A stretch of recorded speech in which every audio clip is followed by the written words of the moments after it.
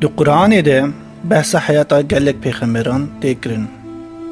Yek ji wan jî Hezretî Nuh aleyhisselam e.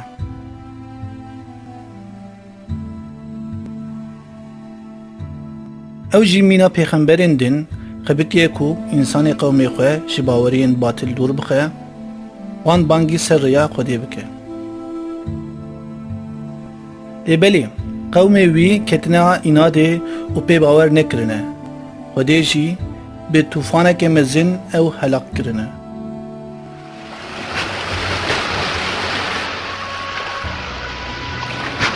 Nîşanên tûfanê ji bo ku însanan rê bi îbret bin, bi hezaran salin hatine muhafazekirin. Bêguman, gava av rabû me we li wê keştiyê bar kir. Ji bo em wê re bikin îbret û ji guhê li şîretan wê bigere.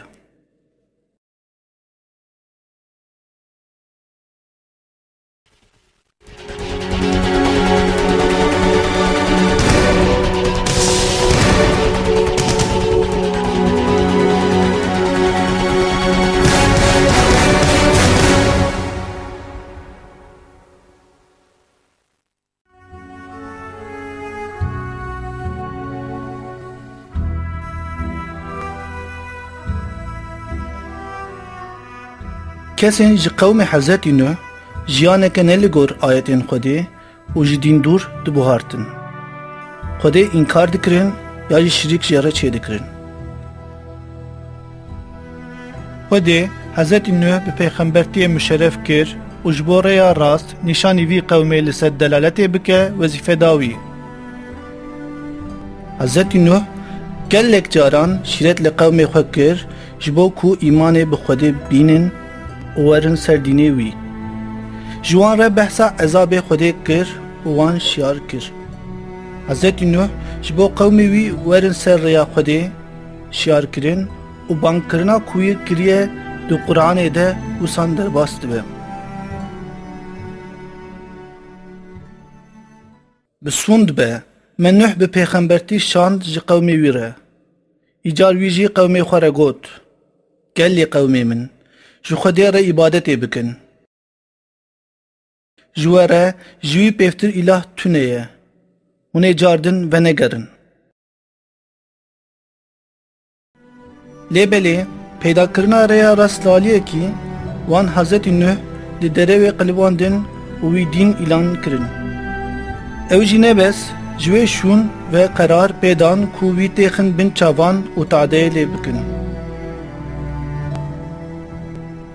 Hezretî Nuh jî li hember vê mücadeleya wan weke her car davêta Xwedê arîkarî ji wî dixwest.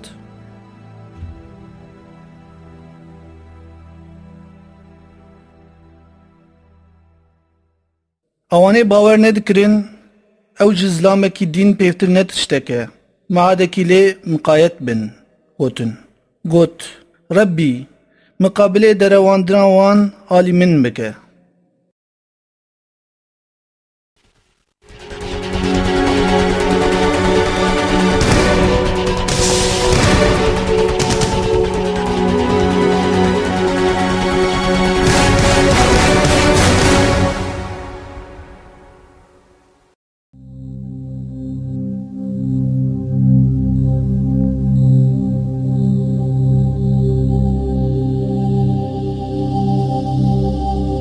Hezretî Nuh tevî zora ku müşrikan lê dikirin jî wî berdewam ew şiyar dikirin.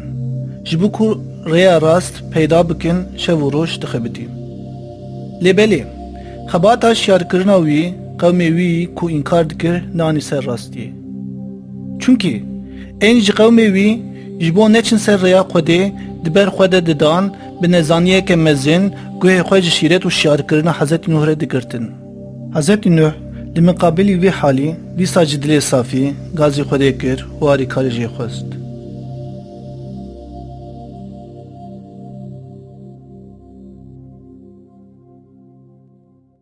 Arast ez hatim şikestin, êdî tu arîkar be.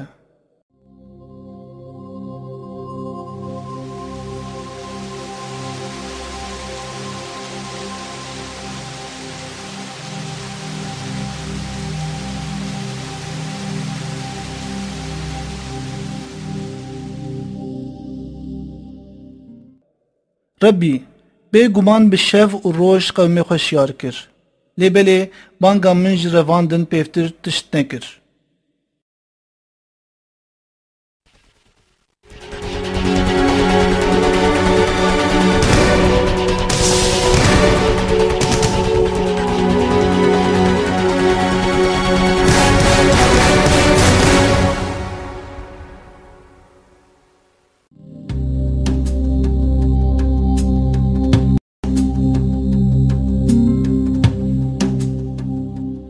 Xwedê duaya ku Hezretî Nuh kiribû qebûl kir. Hayê pê gihand ku ew ê bi ezabekî mezin mişrikan ceza bike. Ev ezaba tûfaneke gelekî mezin bû.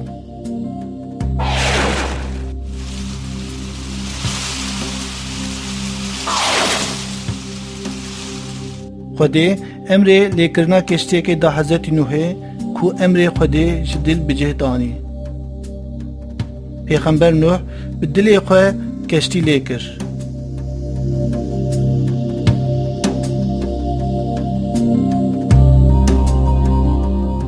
Kesê ku hatibûn îmanê dema tûfan derketaya ew ê têketana keştiyê û ji ezaba ku Xwedê ji mînkeran re şandibû ew ê xelas bûbana.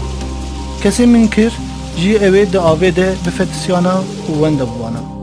Di ayetên Qur'anê de qewmê ku îman bi Hezretî Nuh nanîbûn cezaya ku Xwedê dabû wan wîsan tê behs kirin.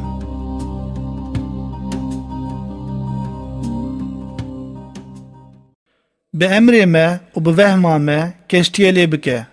Ji bo zaliman jî bangî min neke, çûnkî ew ê bixeniqin.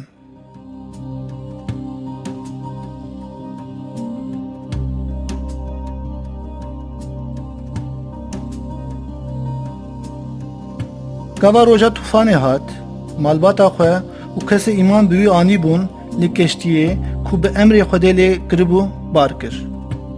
Ji hin heywanan ji her yekê cotek li keştiyê bar kir. Qur'an vê hedîseyê wiha dibêje.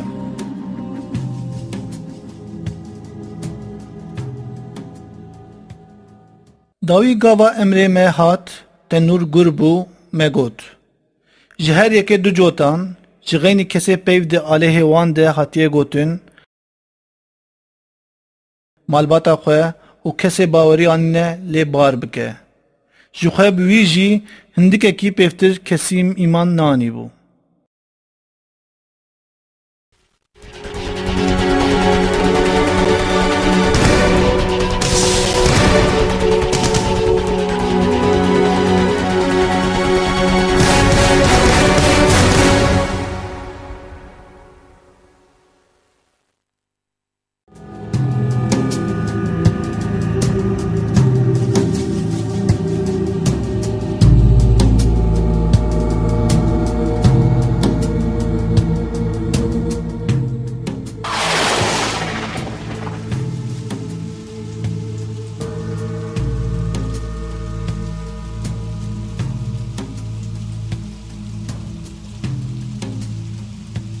Baran bişîda dibariya, çav çavan nedîdît. Avê her alî zeft dikir. Wexta ezeb hatibû.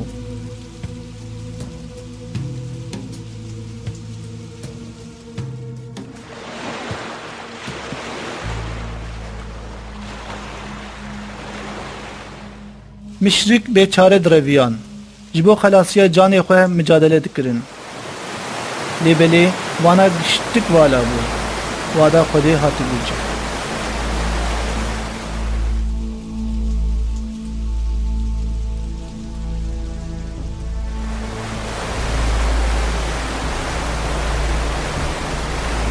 Ji xeynî kesên li keştiya Hezretî Nuh swar bibûn minkir hemû davê de fetisîn hew ên bi Hezretî Nuh re di keştiyê de bûn xelas bûn. Gava tûfan qediya û av vekişiya keştî li serê cûdî yanî li ciyekî bilind li erdê rûnişt.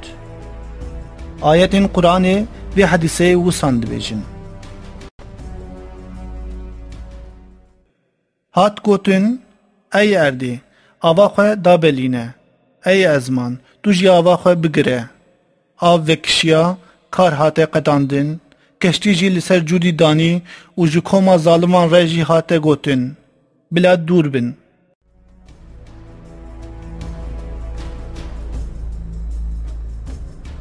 Di nav wanê fetisîn de yek hebû ji bo li keştiyê swar bibe, çi qasiyê re hate gotin jî wî ciyê xwe li cem münkiran girt. Ev kesa lawê Hezretî Nuh e. Xwedê di ayetên xwe de wanî behsê dike.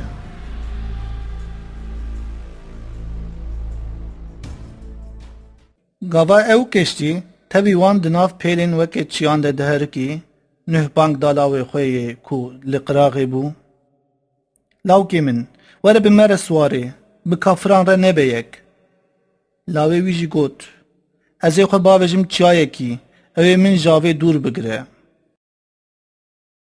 Got, îro ê xwe ji emrê Xwedê dûr bigire tune ye, ji xeynî ê rehmetê dike û pêl ketin navbera her duyan û ew jî wanê xiniqî.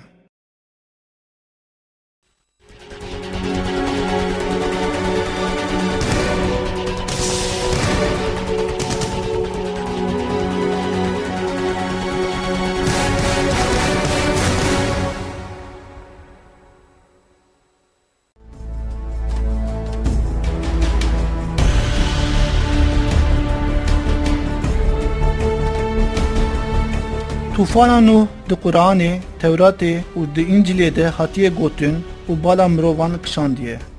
Di barê wê de gelek efsane hatine çêkirin û van efsaneyana li adetên medeniyetên ji hev cihê her yekê bi awayekî giriyane. Ji ber vê heta roja me di heqê tufanê de gelek fikir û baweriyên ji hev cihê neqil bûne û hatine. Hinekên ku tufana Nuh inkar dikin jî henin. Vana dibêjin nemimkun e ku tufaneke li her deverê dinyayê rabûbe. Ev rexneya li gotinê Tewratê yên hatine tehrîfbûne tê kirin. Çünkü Tewrata ku her 5 perçên serî yên ehda etîkê dibêje ev tufan alemgiştiye li temama dinyayê rabûye. Lê di Qur'anê de zanîneke wisan tune ye. Tek sêvê, Qur'an nabêje dünya hemî, tenê dibêje qewmên Nuh hatiye ceza kirin. Neticeye ku divê jê bê derxistin ew e ku tufan hewlî ciyekî tenê derketiye. Ciyê vê afetê jî li gor ku agahdayînê bastannasî û dîrokî Mezopotamyayê.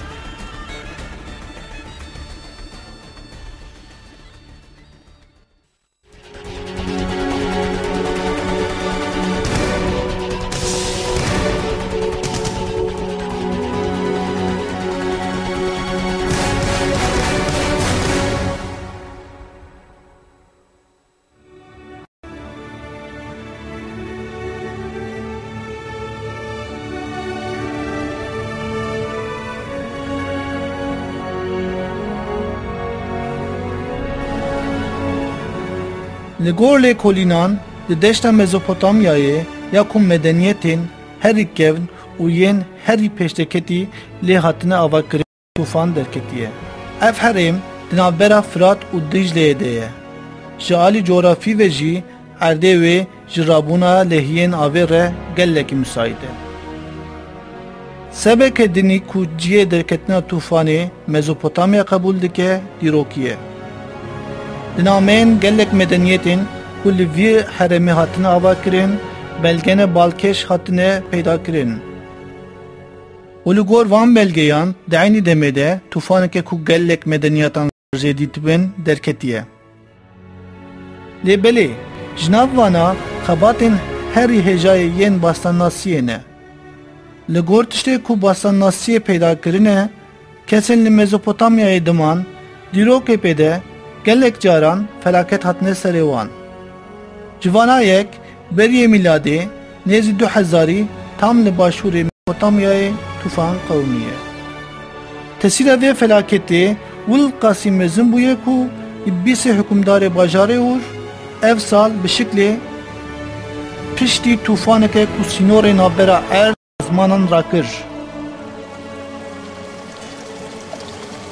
Beriya miladê sala 1800 Hammurabi jî bi sebeb vê felaketa tufanê jere gotine bilehiyan ketine bajarê eşnûnna. Felaketên hatine serê heremê neeftenênin.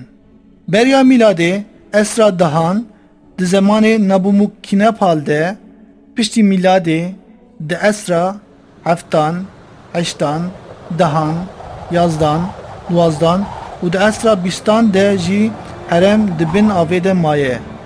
Tiştê tê famkirin ew e ku timî ji êrişên avê müsaîd e. Lehiyeke xurt bi rehetî kare qewmekî helak bike.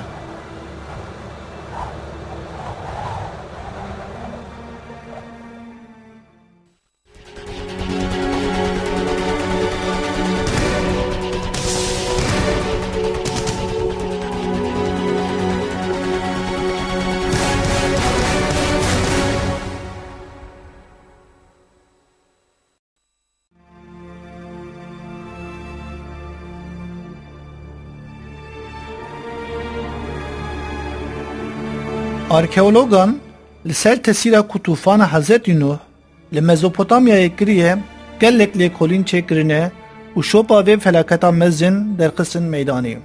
Bi ser de li 4 bajaran bihev re.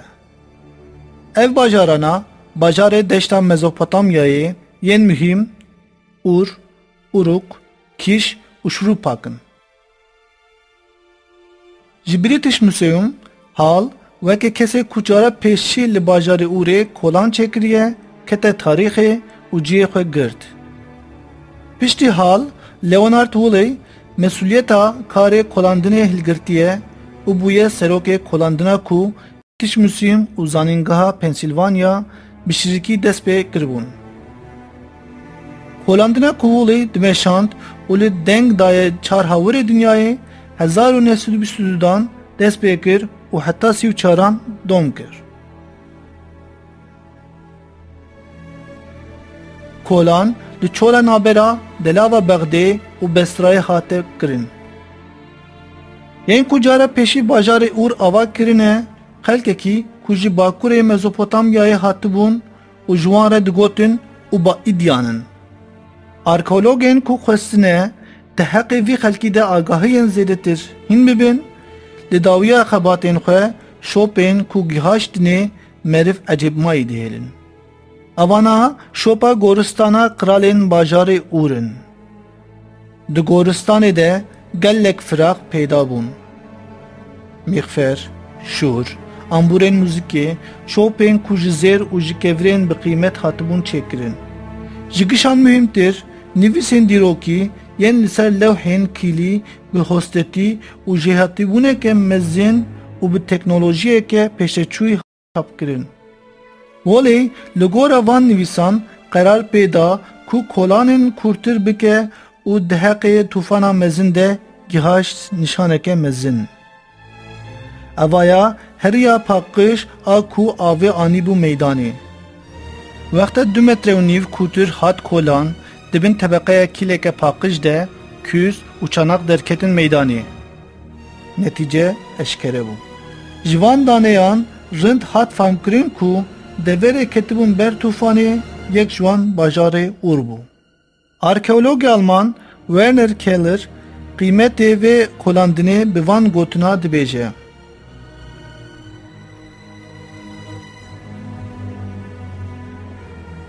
Di van kolanên arkeolojîk ên li Mezopotamyayê hatin kirin, derketina şopa bajarekî îspat dike ku zemanekî li vir lehiyek rabûye. Lêkolîn li devereke din li bajarekî Mezopotamyayê ku îro bi navê Tel el Uhaymer tên haskirin, li bajarê Kiş ê Sumeran hat dewam kirin. Ev bajar di belgeyên Sumeran de weke paytextê Sultanetê ewil a piştî tûfanê hate ser text tên asandin. Li vê bajarê ji şopa tûfanê xuya dibû. Bajarekî din ê ku şopa tûfanê lê xuya dibe li başûrê Mezopotamyayê bajarê Şurûpakê ku îro bi navê Tel el Fara tên askirin. Karê arkeolojîk ê li vî bajarê hate kirin di navbera salên 1920 û 30 de ji zanîngeha Pennsylvania Eric Schmidt pêşkeş kir. Di van kolanan de li şopa medeniyeteki ku berî miladê di navbera salên 3000 heta 2000 de maye rast hatine. Ji belgeyên mixî tiştê hatiye famkirin ku xelkê vê deverê ji alî kulturê ve pir pêştek ketibû. Ji veya jî mühimtir, li vî bajarî berî miladê li dora salên 3000-2009 dî felaketa lehiyeke mezin derketiye. Arkeologê din Sir Max Malovan karê Schmidt wîsan dide nasandin. Schmidt pişî 4-5 metr li kur gihaj tebeqeyek axazerî kilîn û qûmê tev li hev bû. Lehiyên avê ev tebeqe anîbû meydanê. Ev tebeqe li gor perçeyê ku li gir hatiye birîn nêzîkî rûyê erdê bû û li her aliyê gir ev tebeqe dihat dîtin. Bajarê din ê ku ketiye ber tûfanê li bajarê Uruk ê li başûrê Şrûpakê. Bi navê îro Tel Al Varka. Li vî bajarî ji mîna ên bajarên din tebeqeya lehiya avê hatiye dîtin. û ev tebeqeya lehiyan jî dîsa eleqeya wê bi salên 3000 û 2009 dî berî miladê re heye. Netîca ji lokilînan hatiye famkirin tûfan ji Roava bi Rohilat nêzîkî 160 kilometr, ji Bakur bi Başûr 600 kilometr fire hatiye meydanê. Yani deşta Mezopotamya giştik ketiye ber wê.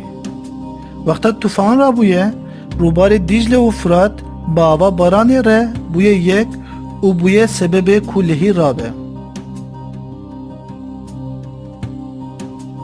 Aynen weke ku di Qur'anê de hatiye gotin.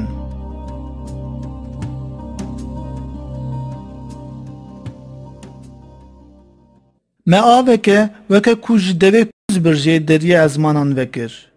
Me ercî wek kaniyên bi xwimîn pejixand. Bi vî awayî ji bo karekî textîrkirî ji bo hukmê bînê cih bûn yek.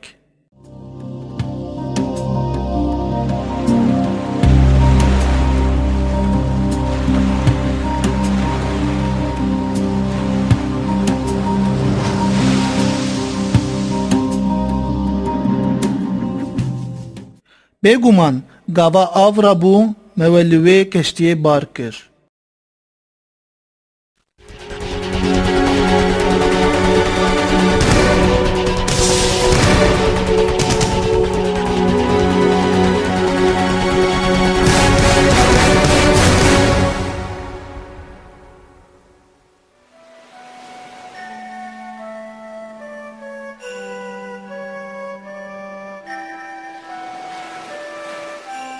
İcar weke ku me dît ji nîşanên dîrokî yên arkeologan derxistina hatiye famkirin ku tûfana Nuh weke ku di Qur'anê de çawa hatiye tarîf kirin afeteke herêmî ye. Dîtina müfessîrê ku dibêjin tûfan li her deverê dinyayê rabûye, delîlên wê yên ilmî tune ye. Bi ser de tûfaneke werê çênabe ku alemgiştî be. Sebeba wê jî heywanên ku xistine keştiyê ye. Kesê doza alemgiştiya tûfanê dikin, li gor wan Hazretî Nuh her cûr heywanên ser rûyê dunyayê xistiye keştiyê û bi vî awayî heywan jî wendabûnê xilas kiriye. Baş e, Hazretî Nuh çawa heywanên ku xistibû keştiyê ji hev veqetandiye. Bi çi xwedî kiriye? Çawa wan ji hev dûr xistiye. Ji xeynî vê, çawa heywanên deverên ji hev dûr berav kiriye. Ne mümküne û cevaba van pirsan bidin. Bêguman, tûfan li ciyekî qewmiye. İcar heywanên xistine keştiyê jî dibe ku ên devera qewmê Nuh bin. Ji xeynî vê meriv dikare bifikire ku heywanên xistine keştiyê divê ku bi rehetî bihatana girtin û xwedîkirin û xusûsên divê heywanên kedî ên ji mirovan re feyda bûna.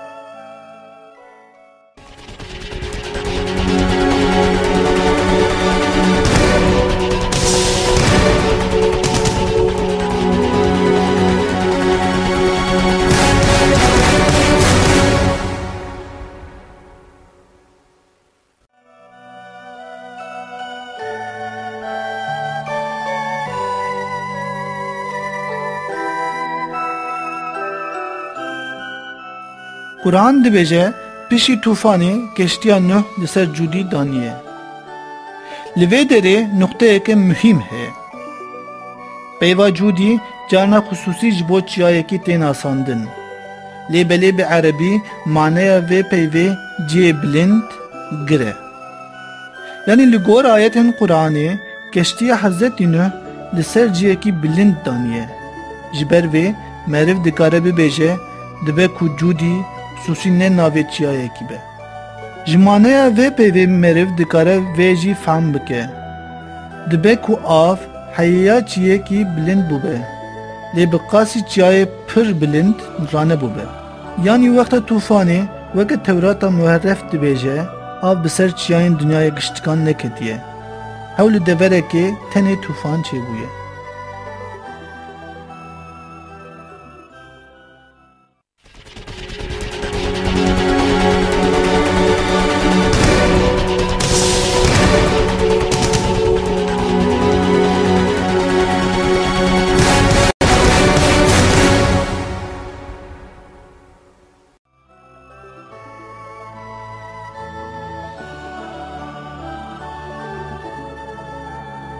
Di heqê tufanê de tiştekî balkêşî ev e ku gelek çandên ji hev cihê behsa vê hedîseyê dikin.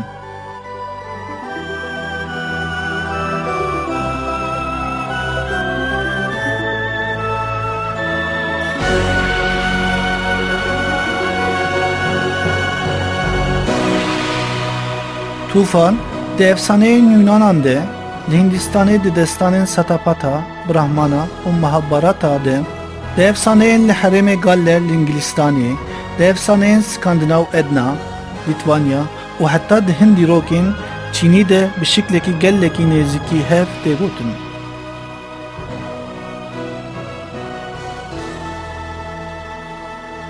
Gelo ev çandên ji hev gelekî dûr û van medeniyetên kevn ên ku danûstandina wan tune ye çawa dibe ku di heqê tufanê de gihîştine agahiyên dişibin hev. Cewab eşkere ye. Ev medeniyetên ji hev cihê hemî agahiya hediseya tufanê gihaştiye wan. Ava ye delîle ku van medeniyetan ji kaniyeke ilahî ev agahî gihaştiye wan. Hediseya tufanê peyxemberên ku ji qewmê ji hev cihê re hatine şandin. Ji bo ku ji wan re bi îbret be hatiye gotin. Bi vî şiklî ev agahî di çandên ji hev dûr de jî cîgirtiye. Lê hema di derbasbûna zeman re ev metin hatine guhertin, ji eslê xwe bi dûrke hatine xistin. Ji ber vê rastî jî di nav efsane û menxibeyan de wenda bûye. Kaniya ku rastî tê de hatiye muhafezekirin û ev kaniya bi lêkolînên arkeologan re li hev tê tenê Qur'ana Kerîm e. Çimkî Qur'an ji Cenabê Xwedê hatiye û dibin hefzawî de ye. Ji ber vê behsa guhertina wê û ji eslê xwe bi dûrketina wê nayê kirin jî. Xwedê di ayeteke xwe de vê rastiyê wisa ji me re dibêje. Bêguman me zikir daniye û emin ên wê muhafeze bikin.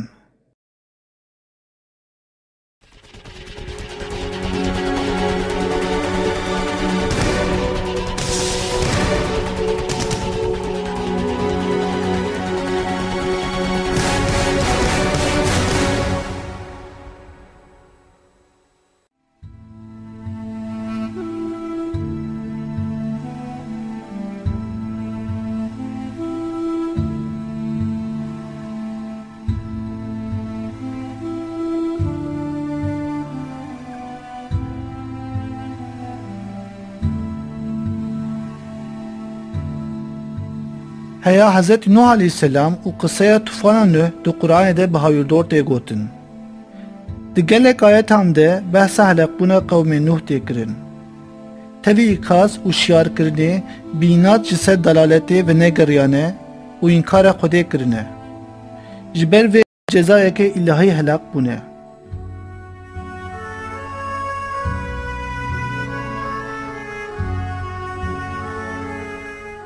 Di rojameyê îro ev hadiseya ku beriya hezaran sal hatiye meydanê bi delîlên ilmî û hatiye îspat kirin.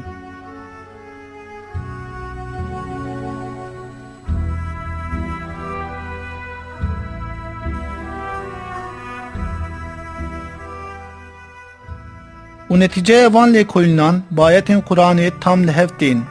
Nuqteyeke din jî heye divê tu carî neyê ji bîr kirin. Tufana Nuh qiseyeke îbretê yî mezin e.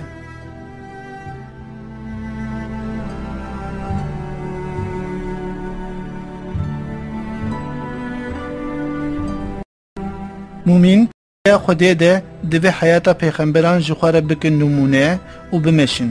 Tiştê ku hatine serê müşrikên qewmê Nuh divê ji bo dersan jê derxin.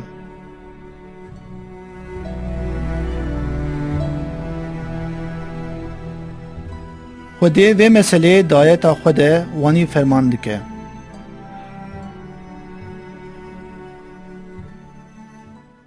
Wana li ser rûyê erdê nagerin.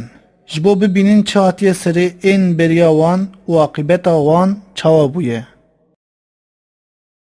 Wan qewman bi quwet û şopên xwe yên li ser rûyê erdê di wan gelekî xurttir bûn. Feqet Xwedê ji ber gunehê wan ew girtin. Kesê wan ji Xwedê mihafeze bike tune bû.